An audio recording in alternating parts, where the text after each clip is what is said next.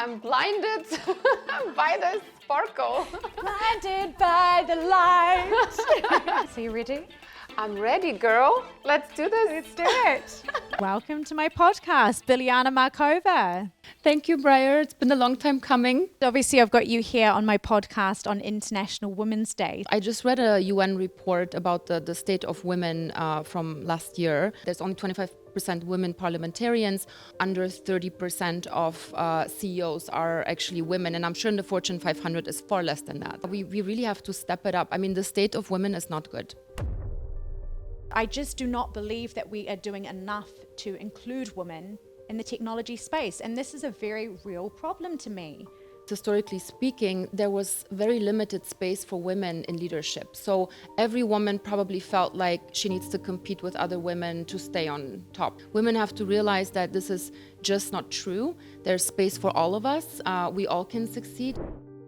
What's your thoughts in the future about having artificial wombs? Do you think that this might help equalize the playing field a little bit? Why not have the choice? That's all I'm saying. Women in leadership get asked this question all the time. How do you balance your family and work? Whereas men never get asked this question, and I find it a very sexist question. So either ask men as well, or don't ask women this question. And I held my hands up and said, listen, I'm not here to cause anybody offense, and I'm not here to talk about anybody in particular. So one of those people you were talking about, could it be me? Oh my God, that is just so funny. I really felt like everyone was like gearing up for something. Like, we're not. Yeah, it's interesting, but it's a very personal question. Welcome to my podcast, Biljana Markova. Thank you, Briar. It's been a long time coming, so it's great to be here. It has. How long have we known each other for now? I think 2019, I want to say 5 years or so. It's been a while. And you were my client. I was. I just remember when I first met you, I remember you were looking immaculate, like your outfits were always perfection. You were a powerhouse. You know, I would notice you from like a mile away, and I loved working with you. You were so good. So Biljana and I met when we were doing a government rebrand, a communication strategy. We had a VIP press conference, didn't we? And gosh, putting on events like that, we were up till 1 a.m. in the morning getting the last final details done. So we really did get a chance to know each other. But then I think it was a couple of years that passed. You were living in Abu Dhabi. I was living in Dubai. We rekindled. We met on the beach. I remember walking up to you and our other best friend, Betty, and I said, why are we on the beanbags on the sand? That's right, yeah. And they told me that you had made a reservation. You asked to be on the sand. And I was like, there's no way. Like, you know, Briar would never volunteer to be barefoot out somewhere. So I knew that they were wrong. And I remember laughing about that because I had rung them 5 times to make sure I would not be on the sand. So that was a really fun meeting, it wasn't it? And I think for me, it was a real changing point in my life. And I know that we've discussed this previously because up until that moment of time, I had been on an incredibly lonely journey as an entrepreneur. So for many years, about 3 or 4 years, I had basically locked myself in my apartment and was building the business from the ground up. At first it started with me, myself, and I, and then of course brought lots of team members and things. And I think because I started entrepreneurship so young, I was really finding it quite hard in order to relate to people my age. I'd go to brunches, they'd want to talk about makeup and boys, and these kind of conversations are good and fine, and there's nothing wrong with that. But I was facing very different challenges in my life. So part of me was kind of like, you know what? I don't need friends. Friends are a waste of my time, and I'm just going to do this all myself. But how wrong was I? Because I think things instantly changed for me when I met you guys. Yeah, I think we spoke about this before, and the thing is, especially because you were young, you probably had, you know, a hard time balancing, you know, your life and all of the different aspects of your life, and it's very understandable. I think a lot of, you know, especially women who have careers, you know, find it hard at first, but it's important in any career, but also as an entrepreneur, to make sure that all of the aspects of your life are fulfilled. So friendships are so important, you know. I commend you for, you know, not going into the path of like partying and stuff, but instead you were like focused on your business. I think I admire that about you. You have real focus. But at the same time, you know, friendships and good friendships can add so much to your life, you know. Especially for me, my girlfriends are one of the biggest support systems in my life. Like I really don't think that I could have done, you know, anything without them. Over the years as well, you know. Most of the time, men come and go, but your girlfriends stick around forever. It's cool. Hi everyone, I'm going to make this quick so you can get back to enjoying this episode of Hyperscale, but I have a small favor to ask of you. I really need your help in order to take this podcast to the next level, and it all starts with you, our amazing listeners. By hitting the subscribe button, you not only tell the world that you're part of a community of big thinkers who are hungry for knowledge and fascinated by innovation, but you also help us bring even more amazing guests onto the show so that we can shape the future by asking all the right questions.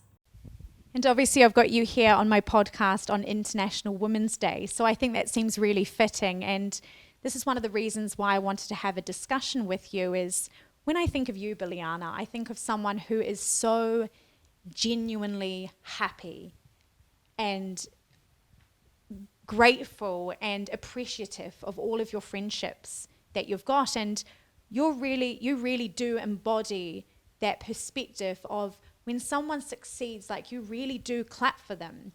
And I think the interesting thing from my experience anyway, when it comes to women, is I think sometimes like we say, oh yeah, we're women supporting women, but then when that woman becomes better than you at whatever they're doing, we don't really support them at all. Yeah, I think you're right. You know, in general, I've had instances in my life because I think that mentorship is really important. And I've always looked up to, you know, these women in my previous career and now, you know, who are somewhere where I would like to be, and I want to learn from them. Some of them have been amazing mentors to me.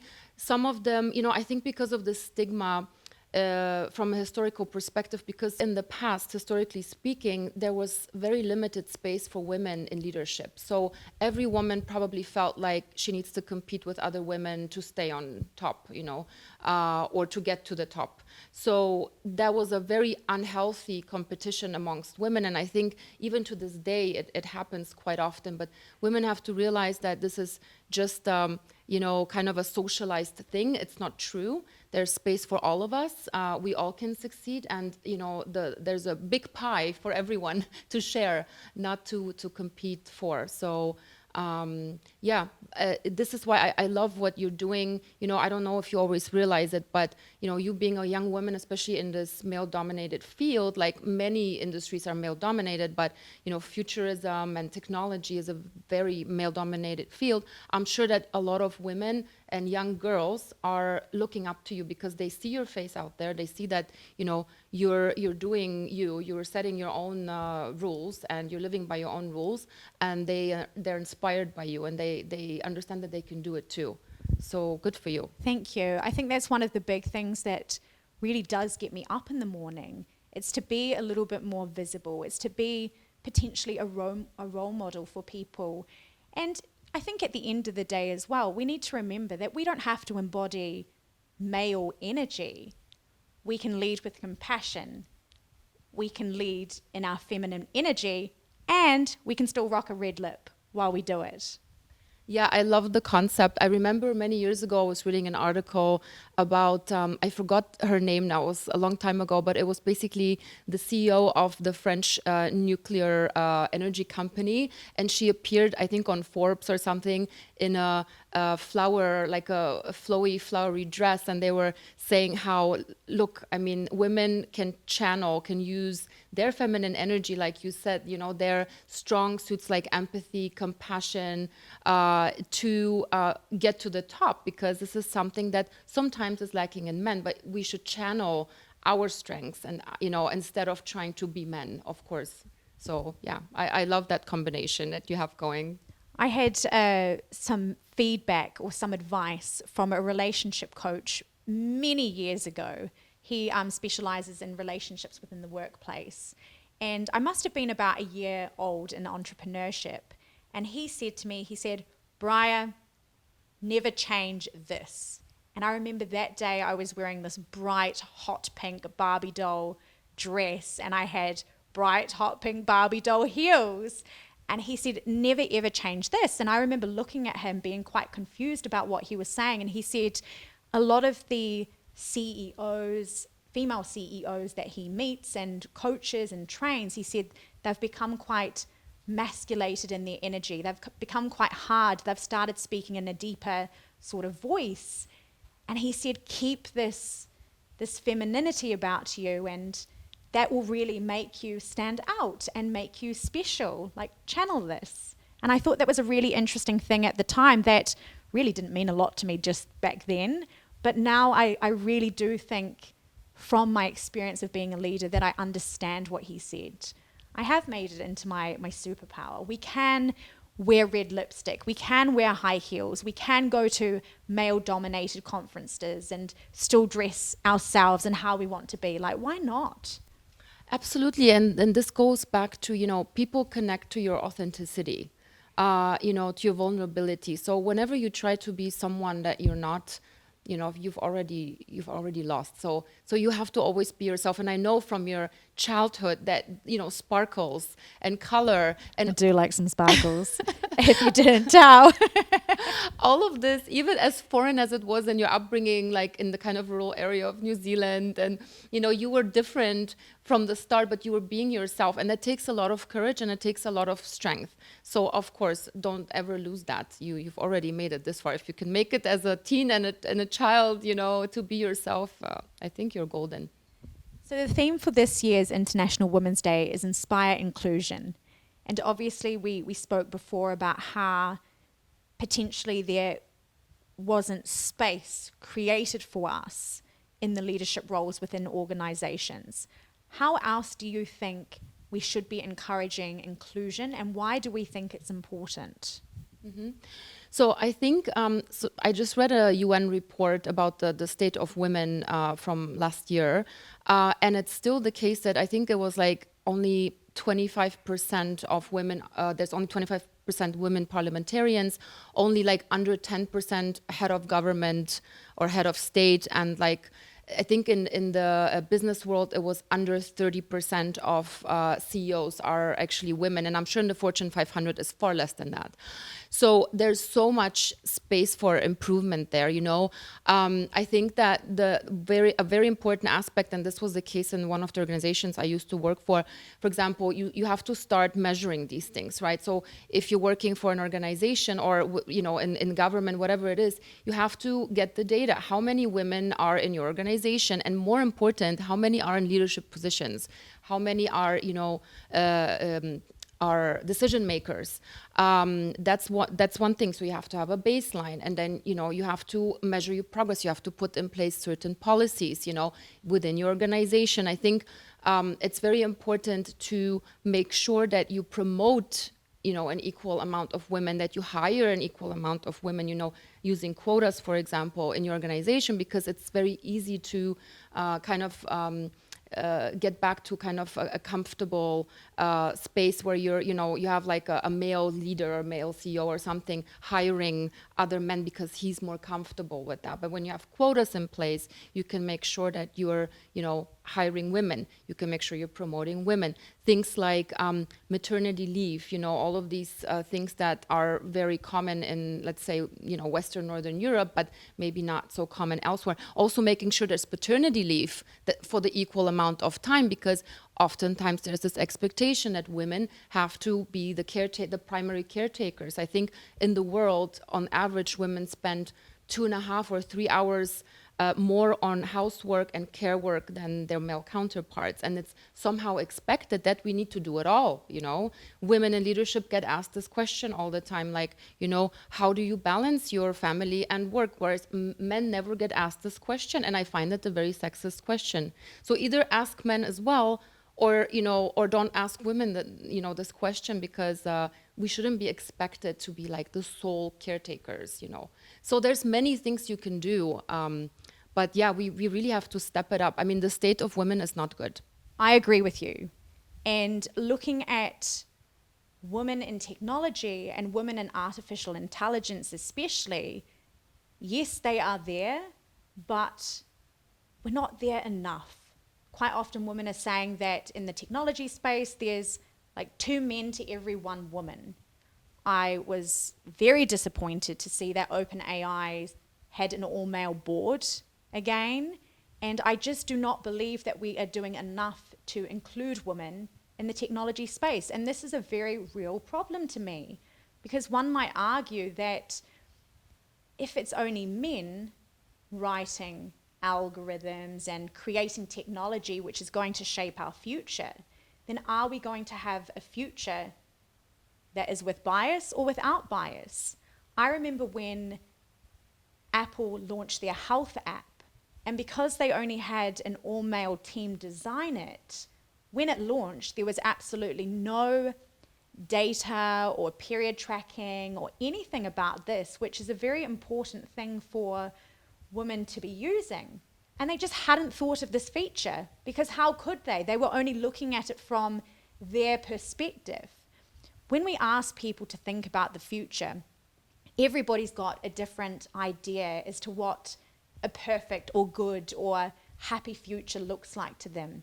No one has the same answer, because everybody's got a different upbringing. They come from different cultures. Everyone's had different challenges. We've got different educational experience. And the problem is that if we have boards of a similar type and we're not seeing any diversity in gender or even diversity in age, experience, ability, then how can we create a future that is going to be good for all? Because the way that I see it, a good future is a future that is inclusive. You're absolutely right. I was just listening to this podcast with Peter Diamandis, and they were saying basically that in the next 10 years, we're going to see progress and exponential growth of technology equal to the last 100 years. So wow. Yes, so it's really, and not only that, our technology is developing not in an exponential way, but they were calling it super exponential, because all of the technology going to start to converge and leverage on one another. You know, it's not like, you know, you have separate the internet and everything starts converging. So imagine in 10 years, you know, possibly my kids are going to be living in a world that is comparable like to the 1920s now. You know, this is the kind of difference we're talking about. Wow. So we need to, you know, equalize the playing field quickly, you know, in terms of inclusivity, not just women, as you said, very good point. Diversity comes in many different forms. Background, you know, education, age, and so forth. So it's very important, you know, what we do now at this moment in terms of diversifying how we develop technology, you know, and having everyone on board, as you mentioned. I think also Professor Fuller, what you had on your podcast, was talking about this board that he went to, and there was like a person from the Vatican, etc. I thought that was brilliant, and we should take this perspective with any type of, you know, work we do on technology, because one of the futurists, famous futurists, said, first we make technology and then technology makes us. So we need to be very mindful. I just wanted to bring it back to one point you mentioned about the health app in Apple, because it's a paradox kind of, because actually health data that we have today, the research that has been done in medicine has been done primarily on men. So even, you know, forget about the app, but the data that we have almost takes, you know, doesn't take women into account anyway, you know, until, I don't know, maybe 10, 20 years ago, women were not even, you know, part of experiments at all. They didn't even understand that our hormonal cycle goes on for like 28 days or 30 days, whereas a man's hormonal cycle goes on for 24 hours. We're so different biologically. So how can we even expect that Apple would take, you know, like a diverse approach in developing their app? We're so far behind. We really, really have to make it happen. I wonder if in the future we might have artificial wombs that are creating babies. It's just been so fascinating, I guess, the power that IVF has given a lot of people. in their journey. As a career woman and someone who is quite passionate about building my businesses, my babies, it has been good to not feel like I've had to rush into motherhood and I can just be mothers to my cats. What's your thoughts in the future about having artificial wombs? Do you think that this might help equalize the playing field a little bit so that women don't feel after they go off and have babies and go into motherhood that this does impact their career? Because I know based on research that this does impact their career financially. They do retire with less money. Yeah, and I mean, it takes a long chunk of time out of your life to, carry a child, to take care of the child in the first months, especially, etc. So of course, it sets you back in your career path. And I can relate to this because thinking of my own, my husband and I thinking of having children and when the perfect timing would be, etc. Because of course, it doesn't affect men as much because they don't have to carry the child, etc. But as women, we have to really consider this very carefully because it does have a huge impact. And speaking of artificial wombs, I think it would be great to have this option. I mean, I'm very pro technology in general. I think it's amazing. And I think in many ways it brings us closer to our true nature and to enlightenment in a way. But having, a way like a surrogate, we already, have a lot of women who choose to, use surrogates instead of, their own womb. But this will definitely free up women of having to think about how to, time, having a baby perfectly and what will it do to their careers and to their lives, etc. So I think it would be awesome to have the option, why not? Would you put your kids in an artificial womb? Good question. I would have to learn more about the technology and it would have to be developed to a point where I would feel comfortable. But let's presume. So no one can switch the power off. That would be terrible. It would be. I think at that point, hopefully they have some kind of generator going. I don't know. But let's say the technology is perfected. I definitely would consider it. Of course, you would miss out on the feeling of having, growing a baby inside of you, I guess, which I'm sure a lot of women would feel is something they want to experience. But again, why not have the choice? That's all I'm saying. Yeah, I don't think I'm so worried or so attached to the idea of feeling something growing inside me. Yeah, it's interesting, but it's a very personal question. Exactly. It's all about freedom, the freedom that technology can give us to live our best life and design our life in a way that we want to. That's freedom. So I was speaking to somebody about how I was contemplating about bringing a child into this world because I'm quite busy. I live between two cities. I've got lots of career aspirations and hopes and dreams. And I just felt like they might be a little bit of a distraction for me. Because I know I would love them to pieces. I absolutely dote after my cats and things like this. So I was wondering about the time and when I would do it. And I can't remember who it was, but they said to me, they were like, oh, Brian, don't even worry about that. Be like the French. The French have this mindset that if you bring a child into the world, you do not change your world for the child. Like that child comes out to you for lunch. That child follows you in whatever you're doing on a day-to-day basis. Whereas I think when I was growing up, and I absolutely love my mum to pieces, I feel like she gave me and my brother and sister 120%. She was driving us to tap. She was driving us to swimming, singing, drama. Like we were literally her whole world. And that was amazing growing up. And of course, I'm so appreciative of it. But I really do feel that my mum, like she gave us her life, so to speak. Yeah, and I think a lot of women, give their life to their kids basically, and they prioritize the children over everything else. But I don't think that you need to feel like you have to do that. I can see where you would think that, oh my God, that's what I would have to do as well, because that's how I was raised. But In my case, for example, my mom was working a lot, so I actually had to fit much more into her schedule than she fit into mine. And of course, Like the French, but she's Bulgarian. exactly. Maybe she has a French woman inside of her. I don't know. Like she basically, took amazing care of me. She's an amazing mom, but she was quite busy, and it has its disadvantages, I have to say, but it also made me very independent. And I think, in Buddhism, there's this notion that when you have a child, the child soul chooses you as their mother.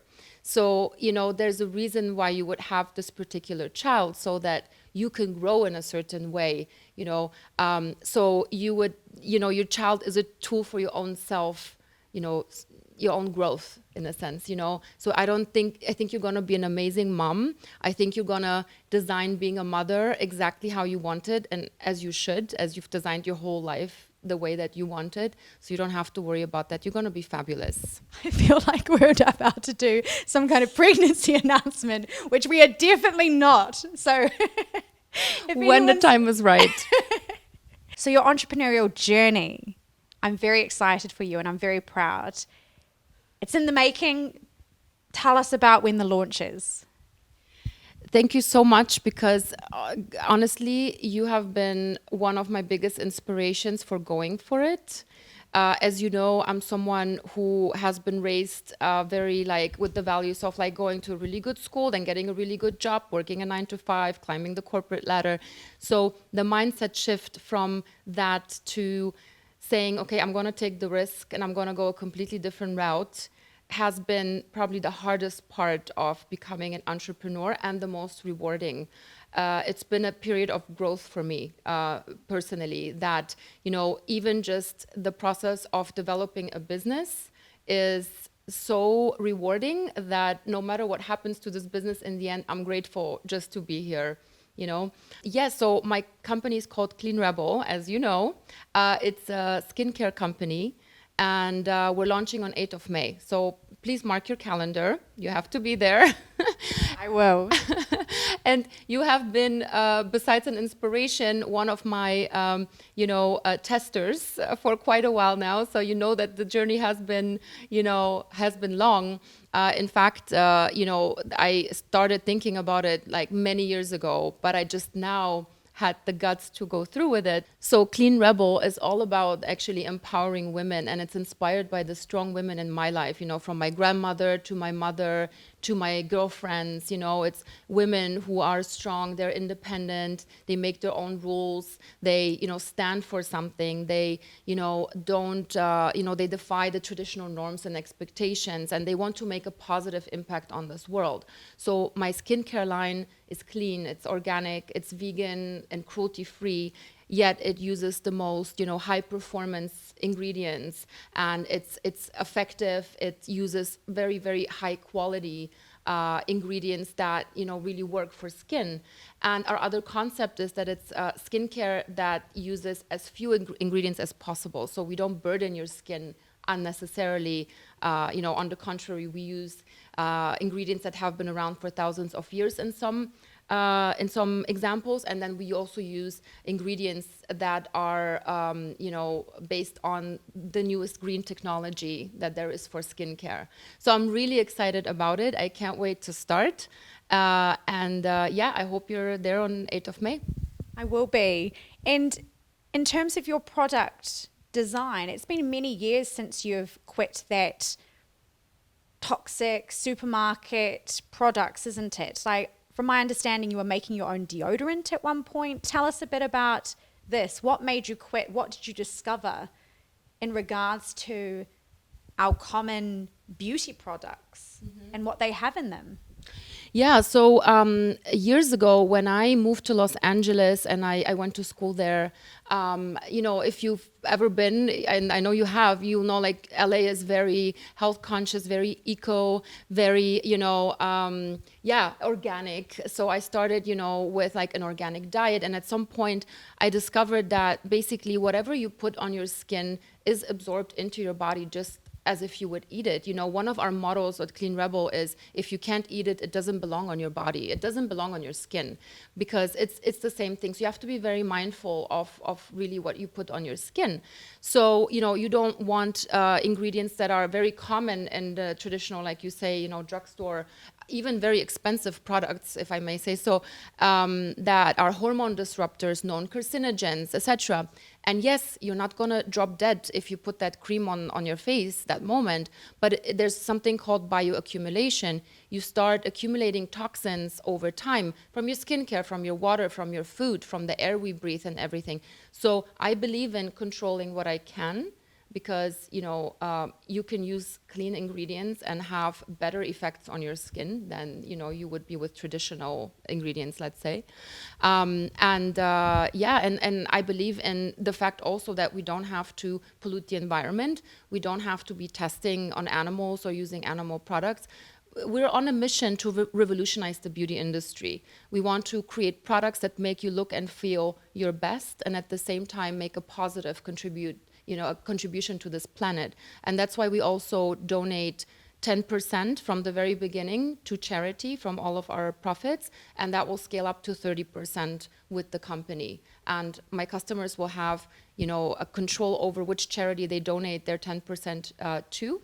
I'm very, very excited about that. That's one of the main reasons also I started my own company. I wanted to do more.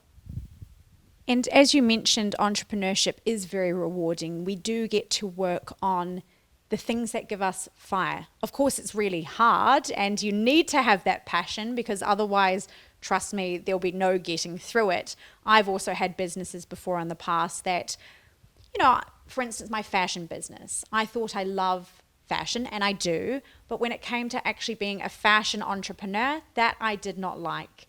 So it's interesting, I think, to discover more about yourself and your passions as you go through entrepreneurship. In terms of your long-term goal, where do you sort of see yourself in 10, 20 years? I know that you're big on personal development. I know that you're big on societal contributions. Tell us more about the mission you're on. Yeah, you're absolutely right that entrepreneurship is something that allowed me to really reflect on what my passion is and what my purpose is in this life. Because, I mean, this is something I think a lot of people are not clear on. Because inherently we know it when we're children, but somehow society or our family with the best intentions kind of get it out, like, you know, take it out of us, because, you know, we have to get a normal job and, you know. You're absolutely right. I think when we're growing up, we have this childlike curiosity when it comes to the world. We dream, and we're excited about the future, and we have all of these hopes and things that we want to accomplish in our lifetimes.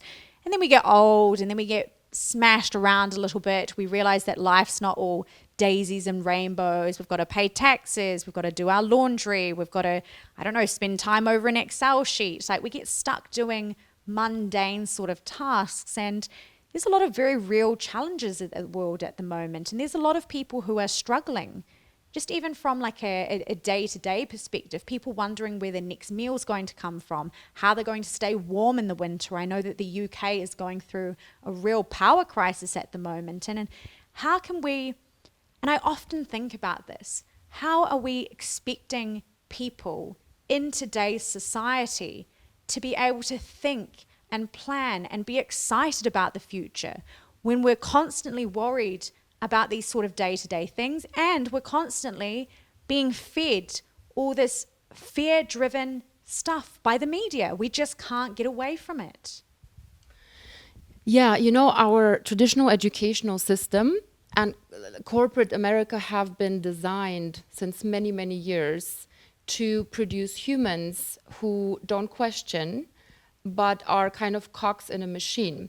You know, corporate America was built on a structure from the army, because after World War II, basically they took the same structures of the organization of the army and the military and put it onto, you know, the structure of corporate America, or like corporations. So that's why in the traditional organizational structures, and let's say corporate America, but this is corporations all over the world, you have this kind of very hierarchical structure, you know. I think as time progresses, we have started realizing that this doesn't work anymore in today's world. I think, like I mentioned, as well as the educational system, focusing very much on our like cognitive and linguistic skills, but not on other skills that are inherently human, such as intuition, empathy, compassion, all of these traits that make us human, versus little soldiers that don't question anything and just become part of the big machine. I think this path of humanity that we're on makes me optimistic about the future. I think we are much more enlightened today than we have been at any point in our history. As a woman and as a human, I definitely, wouldn't want to exist in any other time than today. I look at generations, at the new generations, I see people who are very tolerant, who are very much connected to the world through technology. And I am hopeful, and actually I know that we're on a really good path. There's a author called Stephen Pinkett, who wrote a book exactly on that, because if you look at real statistics, UN statistics from the past 20 years, you will see that we're living in a world today where far less people are dying from war, of course, from disease, there's less discrimination, etc., than at any point in history. And although we feel like, and there's many people suffering, no doubt about it, and there is war, no doubt about it, as a whole, on average, humanity is, I think, on an incredible path. But I just want to note that, because what I mentioned earlier about the super exponential growth of technology, I think we are at a point where if we don't wake up now, if we don't develop our human consciousness quickly, if we don't become wiser, then we will, use our technology to destroy ourselves versus using our technology to live in a utopia, to, reach that higher state of awareness and consciousness and enlightenment that we are on a path to reach. So this is such a pivotal moment in time, and I love the work that you do, because it's a very important piece of work to make that, connection, to bring futurism, technology kind of to the masses, and to explain it in a way where people can understand and become interested in taking part of, how our technology develops.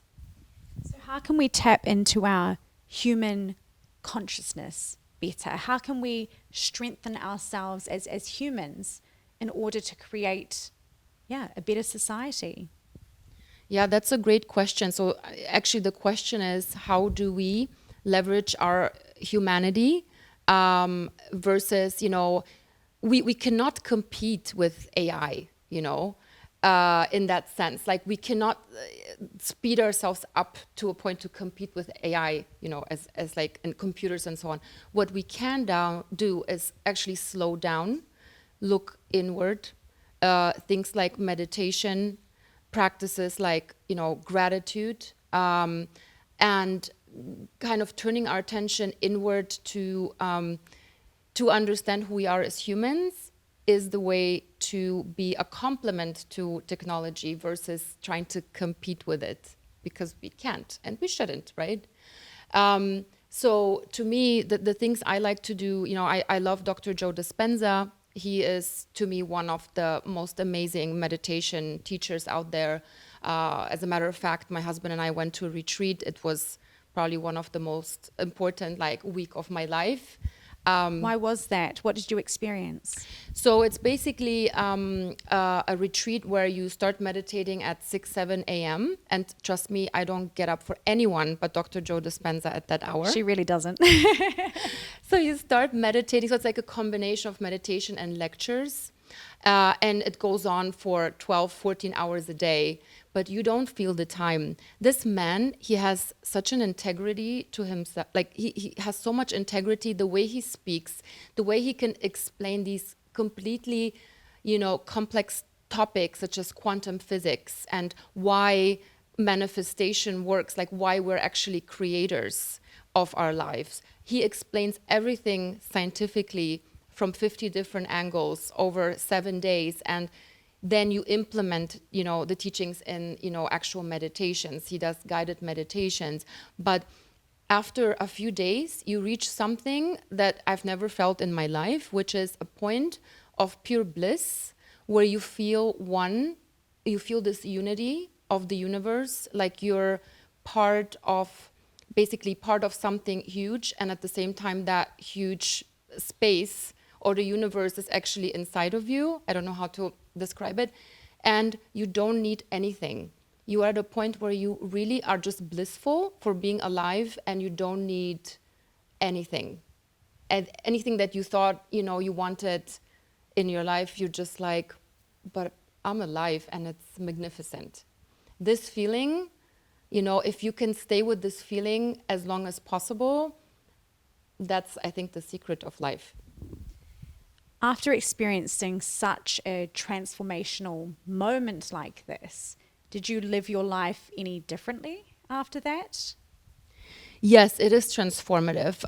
We also did something, it was like basically healing of people. So, you had groups of 10 people focusing their energy on healing a person that had some kind of disease, cancer or something. This was just as transformational as what I just described, because the process of healing another human feels like you're healing yourself. Because the secret is that there's no separation between you and another human. Actually, there's no separation between you and an animal or a plant or anything else in the universe, because we're all made from the same stuff. Billions of years ago, when the Big Bang happened and the universe was one and exploded into billions and trillions of pieces, it only means that everything you see around you is, let's say, God's stuff. I mean, we're all made from the same thing, right? And sorry if this is becoming too esoteric. I'm enjoying it. But in a sense, if everything is made from God's stuff and we're all made from the same thing, there's really no separation between us. The separation is kind of just an illusion, right? So remembering that we're all like a unified one, or there's like the universal mind, as they call it, and so forth, that moment is where you feel really complete. You feel part, like I said, of the whole, and the whole is part of you. And you realize that, whatever you do to another person, it's like you're doing it to yourself, whether it's something bad, whether it's something good. You're just, yeah. Do you know what I've heard, just speaking on that last point you made? I was reading a book by Dr. Bruce Greyson, and it's a book about life after death. And he interviewed so many different people about their near-death experiences. And something he said kept popping up from these interviews was the fact that when people were dying, they saw their whole life flash before their eyes, and they felt every single feeling that they had made others feel.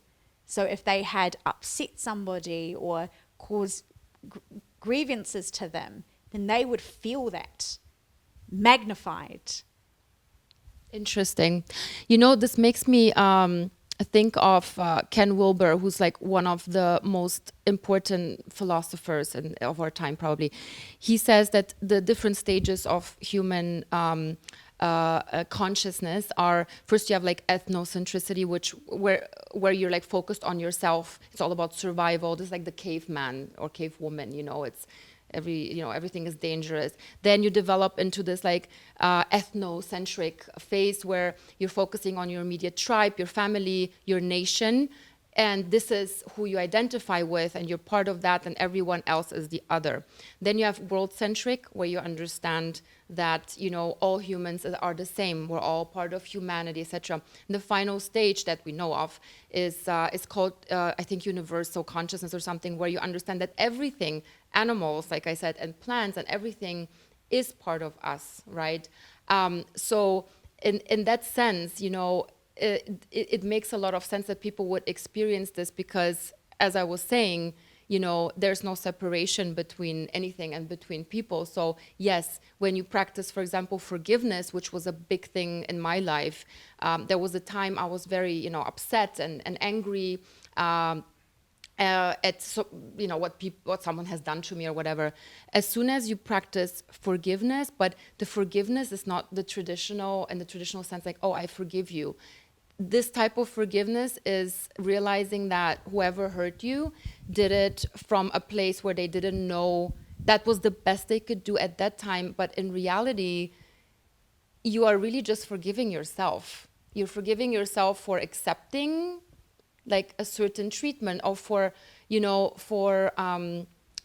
it's really, you have to take accountability. So you don't even need to forgive that person. It's about forgiving yourself, So we've spoken a lot about how we can improve ourselves and look inward. When it comes to the outside, so I created a podcast, must have been about 4 weeks ago now, and I don't know if you've seen it, but I did talk about people using Ozempic on my podcast. And I spoke about my perspective, and I held my hands up and said, listen, I'm not here to cause anybody offense, and I'm not here to talk about anybody in particular. But why are people using Ozempic without going to the gym and having healthy habits and things like this? Like, do you think that something like Ozempic, which so many people in society are now using, it's become very commonplace, it's trending on TikTok, and I've got multiple friends that are using it. Do you think that something like this is like a band-aid solution? And do you think that society has a lot of these band-aid solutions when it comes to things? Yeah, good question. So one of those people you were talking about, could it be me? Yes. So for myself, I can't speak for other people, but for myself, I've always been very health conscious, as you know. Holistic health, like all of this is super important to me. And yes, working out and especially diet, super important. But there came a time in my life where it really didn't work anymore. Like those last few kilos, didn't come off with any type of, method I would be using like years ago, and it would work. It just, nothing worked, So I did do Ozempic for about 2 weeks, but the side effects were very strong. I couldn't sleep, unfortunately. So I got like, insomnia. And also, the nausea was, it was too much for me. So I switched to something called Mounjaro, which is, similar to Ozempic, just another, medication. And that worked wonders. I absolutely love it.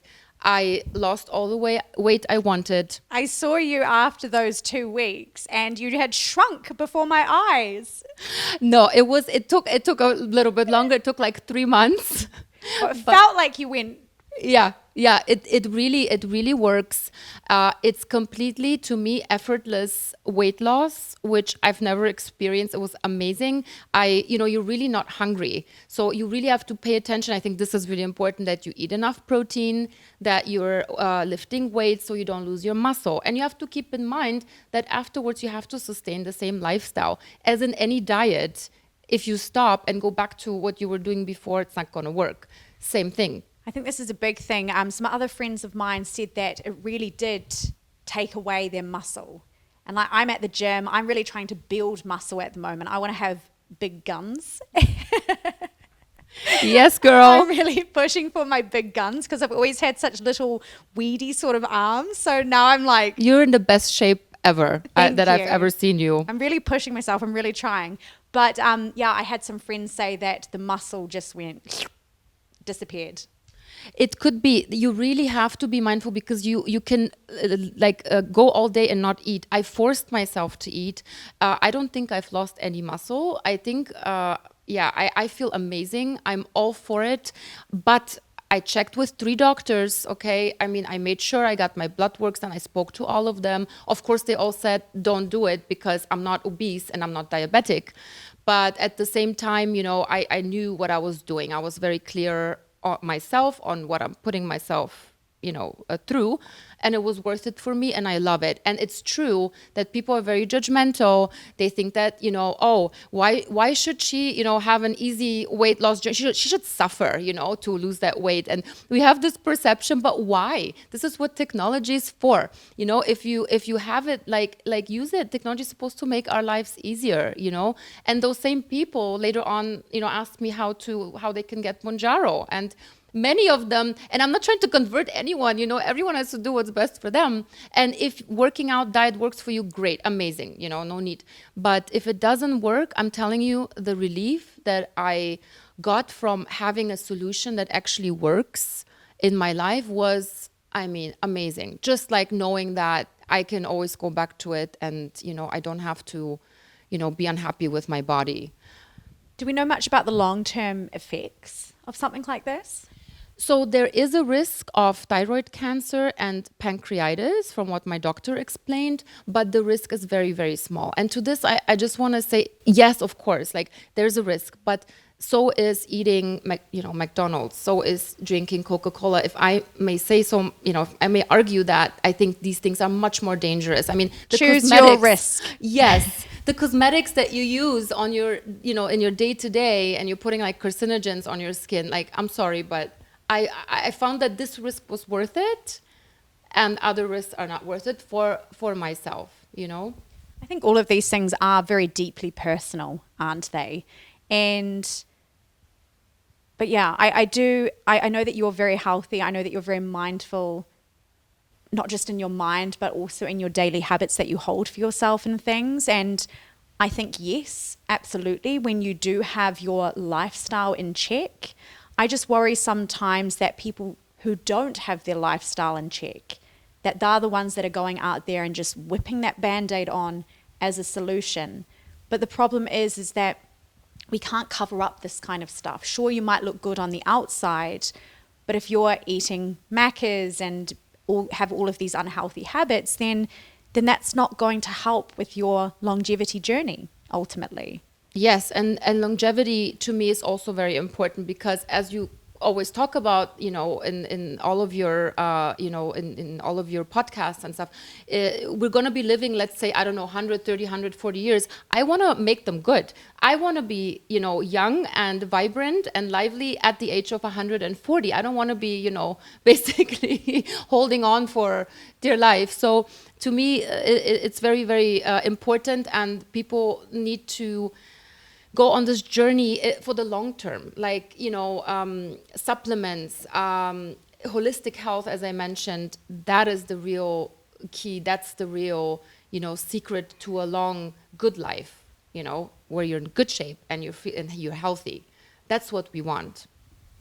Well, it's been so much fun having you on my podcast. Thank you for having me, Brad. It's been a pleasure. We should do this every week, even just for fun. We should, yeah. Well, we already do have such wonderful discussions, and I think that's one of the reasons why I just appreciate your friendship so much as well, is that I feel that our conversations never surface level, and you always open my mind to new perspectives, and you're always so willing and open to hear my perspectives as well. And we appreciate that nothing in life is black and white. And yeah, I think that's one of the reasons I value you so much as a friend. Same. I appreciate you. You inspire me every day. And I really commend you for your work and for being the person that you are. You're an amazing friend. Besides the outer beauty, you're just as beautiful inside. And I'm honored to have you as my friend. Likewise. Truly.